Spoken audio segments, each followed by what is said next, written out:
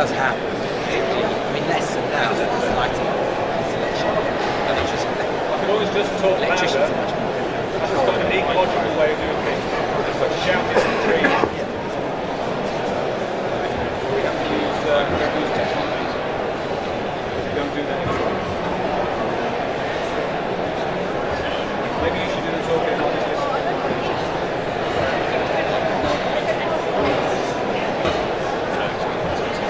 Yeah. Yeah, that's a little bit too.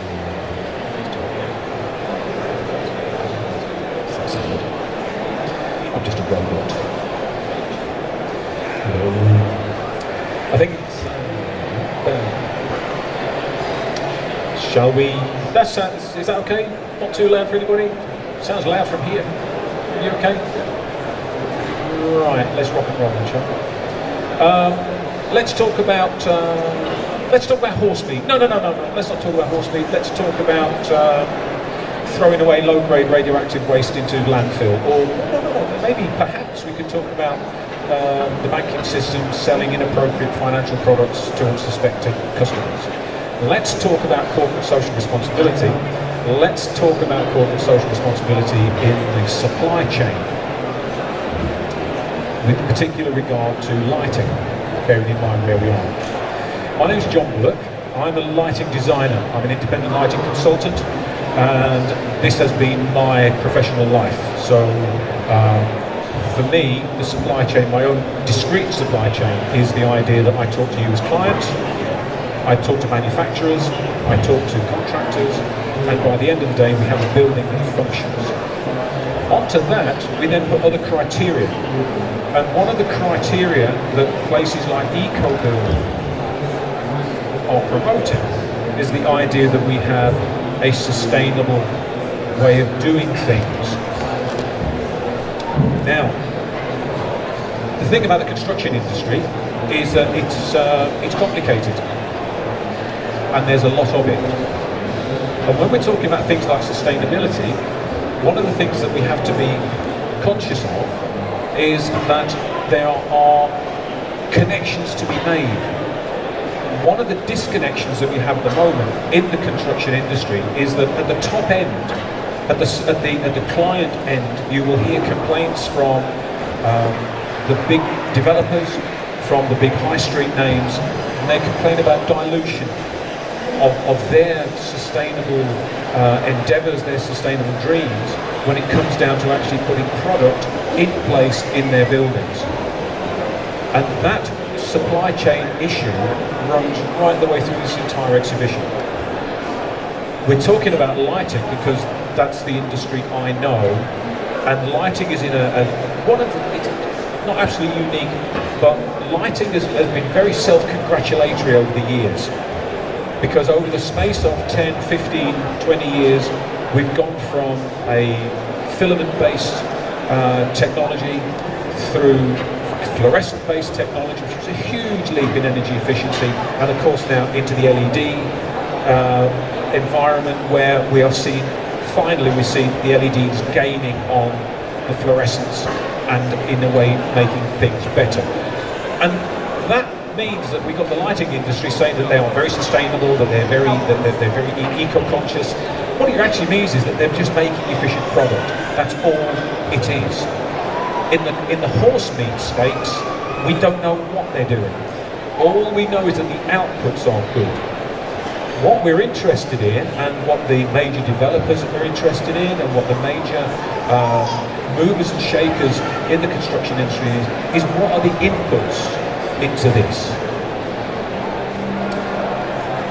Corporate social responsibility has its own complexities in terms of where you start. Compliance. Is it Part L compliant?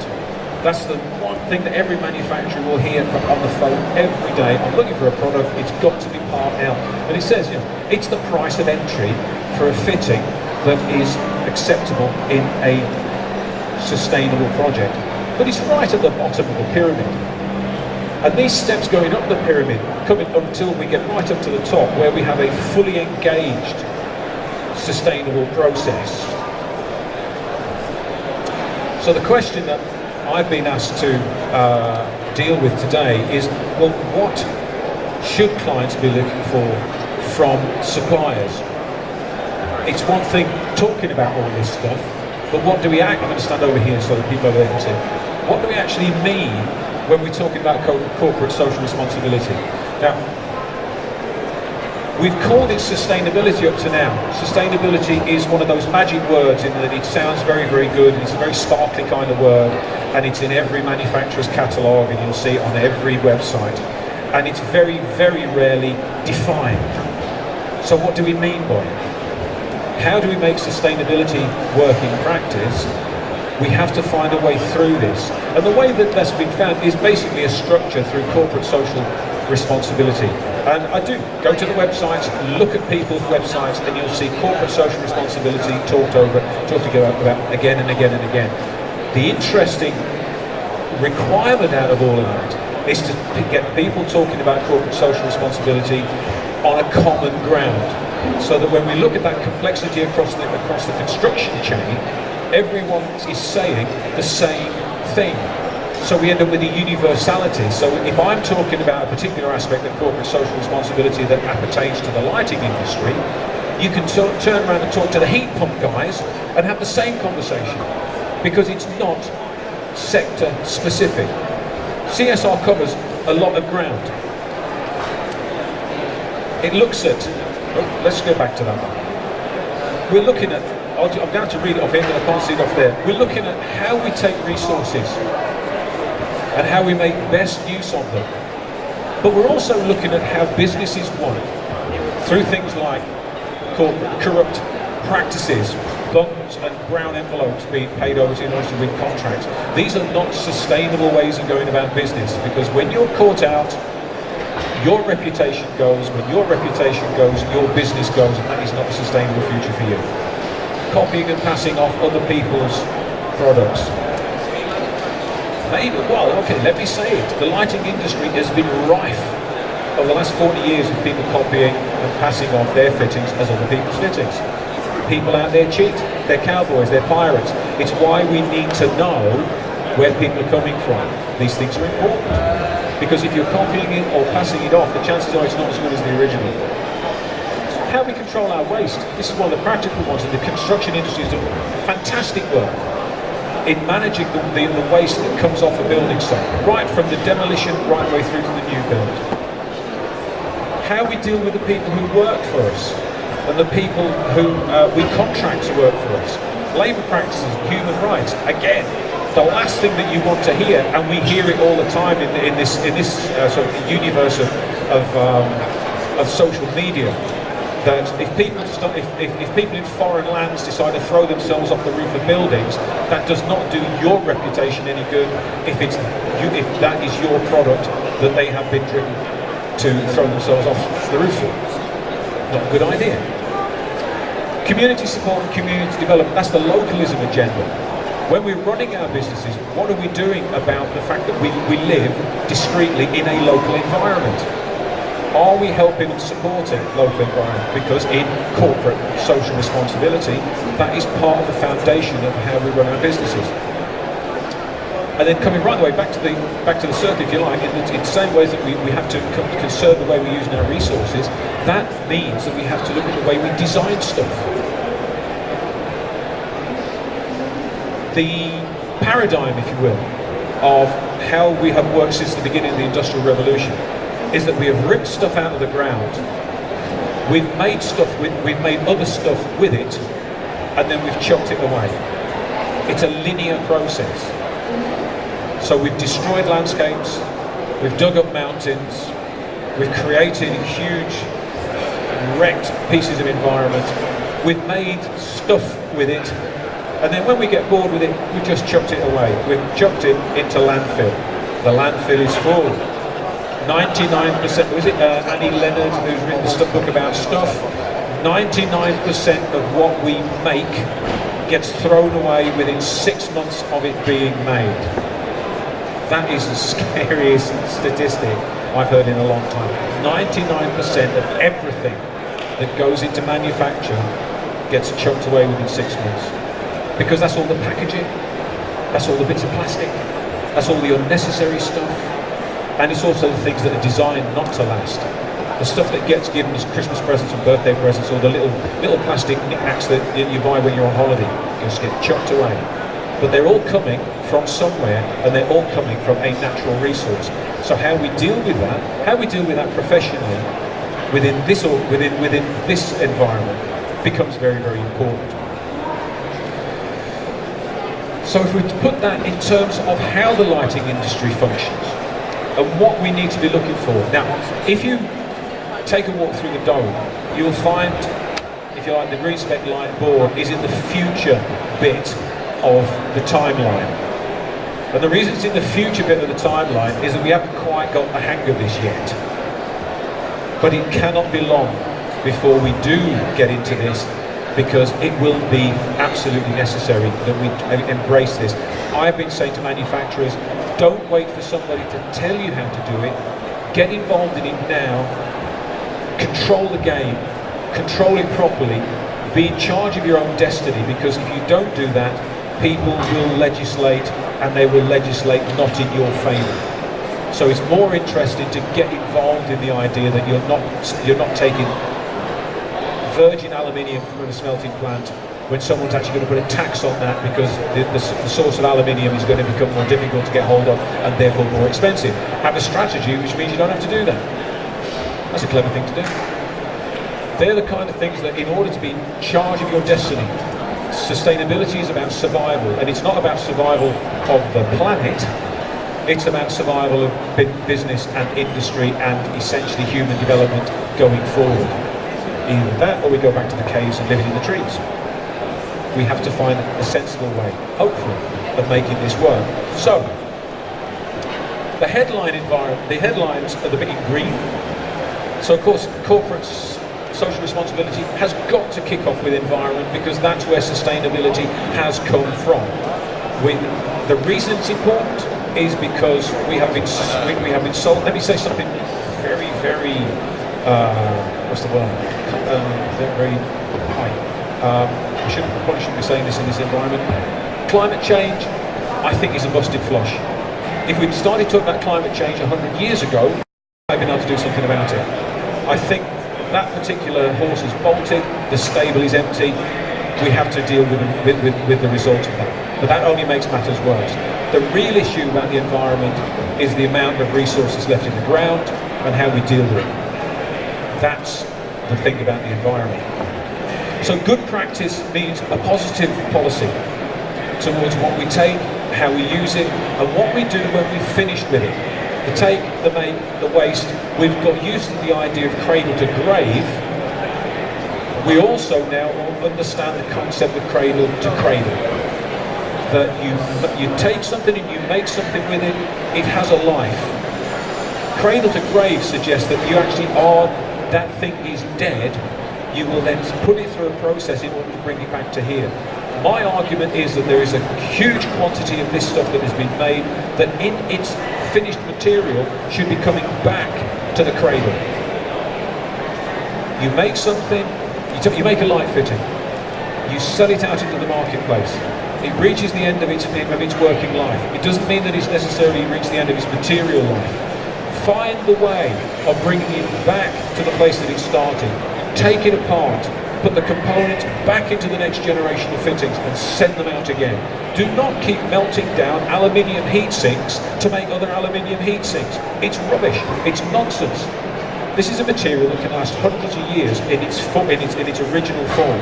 All that we're doing, because we think we're very good at recycling, is that we're taking old bits of aluminium and we're applying energy to turn them into aluminium billets, and then somebody decides to make some aluminium heat sinks, which is what they were to begin with, and then we then smelt down the aluminium billet to make another heat sink. Why are we doing this?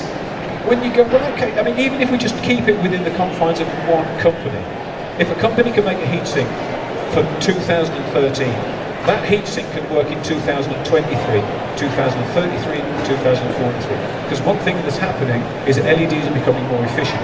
Heat sinks can get smaller, but they will not need to get bigger. So if you've got a heat sink that's actually bigger than it needs to be, but it's 20 years old, Why not use it? We do not have to play this game of everything has to be brand sparkly new. Provided we can get into this idea of getting the chain running this way. And of course that's part of product responsibility. At the moment, you make it, you sell it, you forget it. We're looking at ways of being able to change that. The difficulty is, as manufacturers, my friends at Photon Star will say to me, how does this work? You know, we're selling thousands of light fittings, and they're all going out there. And how do we know where they are? Well, I also know that there's light fittings going out that have got microchips in them, that you can actually program a light fitting through your iPhone. So I don't see why, if that part of the electronic revolution can be made to work, why every light fitting can't have its own return address on it. So that the hotel, the business centre, the exhibition hall, whatever it is, can say, we're stripping everything out. Where did we get these things from? You just go to system, oh, we bought them from Photon Star 10 years ago. Can somebody give Photon Star a ring and tell them we've got 4,000 light fittings that we want to get rid of? Find the way to close the circle.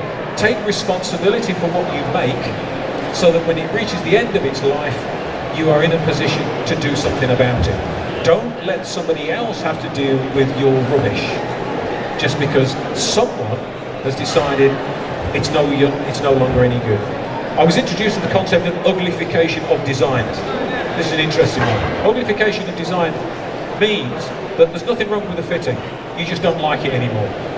So while we've got LED sources, 50,000 hour guaranteed life, 20 years, 10 years, it doesn't matter how long. If after 6 or 7 years someone is saying, I just don't want it anymore, what are you going to do? You're going to chuck it away?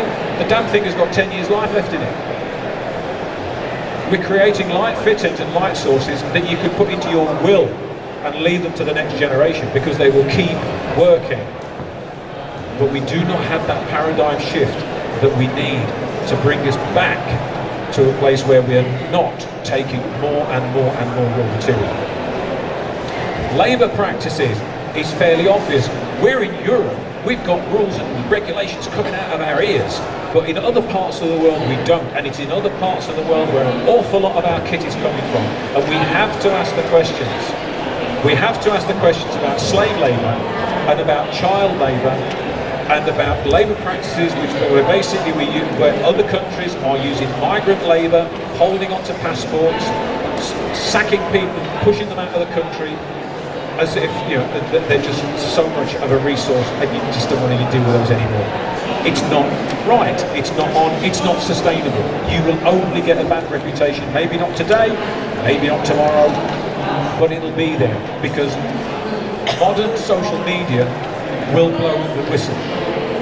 And that's one of the huge changes. And it's in the newspapers every week.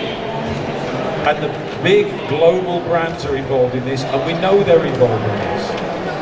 And we also know that you open up a light fitting, scratch a light fitting, and you will find the dirt, the physical dirt, because all those metals and all those minerals and all those materials are coming out of nasty regimes around the world. And we can either choose to ignore that and pretend that it's not happening because, well, after all, we've got to keep our economy going. Or we have to take a responsibility and say, I am only prepared, it's like blood diamonds. We'll accept blood diamonds because very few of us can afford to buy any diamonds at all. So it's a bit academic. But if it's the next mobile phone that matters as to where those metals came from, we're a little bit more reticent to say, I need to know where everything's come from. I need to know where the gold has come from. I need to know where the silver is coming from. I need to know where the tin is coming from. Those are the questions that we really need to start to ask, because if we don't, the supply chain will implode. And it depends on which bit of the supply chain implodes first. What it means is that ultimately you won't be able to get any LEDs or any mobile phones because we didn't pay attention when we should have been paying attention. Our societal obligations are fairly simple. Am I at 5 minutes yet? Yeah. Society means tell us the truth. It's very simple. If you make a light fitting, get it tested, put out the data. If I like it, I'll specify it, people will use it, but don't cheat. Don't make a light fitting and use somebody else's data. That's a con. Charlie, how are you? John, very good, thank you. Our relationship to our customers is a very important one. Again, it's about reputation, and it's about being honest, and it's about transparency. You know, I don't mind horse meat being in burgers as long as they tell me. You know, it's one of those things. In fact, I haven't met anybody who says, "Well, that was terrible." It's only terrible because they didn't tell us. It's also terrible that they're putting stuff in which can't even be described as meat in the first place. I mean, that's a little bit. But the point is, tell us what's going on. Tell us what's going on with your light fittings. Tell us where they're coming from. Give us the data. We'll decide whether it's acceptable or not. Do not try and cheat. And community development is one of these things. We do not live in Aspic. We do not live in a bubble. The world doesn't end at the factory gate or at the office door. There is a community out there which we need to respond to, because there's a community out there that can feed back to us. And that sounds a very woolly, liberally kind of thing to be able to say in the hard cut and thrust of the modern construction business, where people generally don't give a damn. But the people who work on the building sites, and the people who live around the corner, and the people who serve the coffees and make the sandwiches certainly do care about things. And in terms of running a sustainable system, the whole world of the sustainable environment means that we have to think about the people who are behind the scenes. So it might be in your office, where'd you get your sandwiches from? It might mean in your office, are you using a local cleaner, or are you using a national cleaning service? Simple questions, but not always simple answers, because we do strange things sometimes. And then ultimately, all of this has to come back into the way the business is managed. So at boardroom level, this is not something that somebody can actually stand up and say, I'll be in charge of making sure there's a brick in every toilet, because I'm a green person. This has to be done at managing director level. This has to be done at boardroom level. Because the way that we're talking, the transparency in the CSR system requires a new way of operating. Boardroom directors should not be surprised when they find that there are things in their products that they didn't expect to see. Because they shouldn't be in a situation where they didn't know there was stuff in their product that they didn't expect to see. If you want to put something in your product, tell us. As I say, just tell us. Know about it.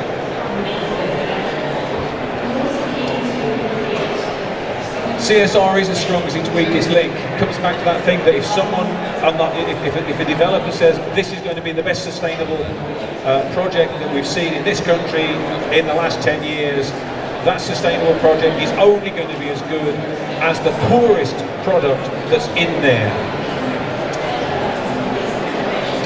That's a little LED. And so it's a strong, so there basically, as far as the lighting industry is concerned, my push, my endeavour is to try and say to the people who are making these things on a daily basis, let's start looking at a different way of doing things. A future going forward that actually works, that has sustainability at its core, and that is done in such a way that the businesses are successful, are able to stand there with the best of sustainable product, and can be there saying, with those people, we can produce exactly what it is that you're trying to do in that sustainable universe. And I think that is about it. Thank you very much for your time. I've realised I've spoken my time out, and there ain't any time for any